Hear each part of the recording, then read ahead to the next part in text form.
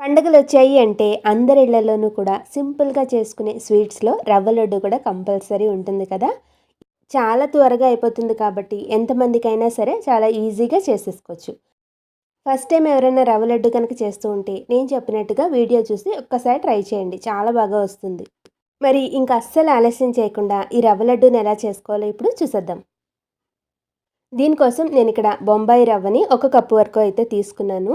ఎగ్జాక్ట్‌గా ఈ కొలతలతోటి కనుక చేసుకుంటే మీకు రవ్వ లడ్డు చాలా బాగా కుదురుతుంది. ఒక కప్పు బొంబాయి రవ్వకి అరకప్పు వరకు పచ్చి కొబ్బరినైతే తీసుకోవాలి. మీకు కొబ్బరి వెనకాల ఉండే స్కిన్ అనేది నచ్చకపోతే దాన్ని తీసేసుకుని గ్రైండ్ చేసుకోండి.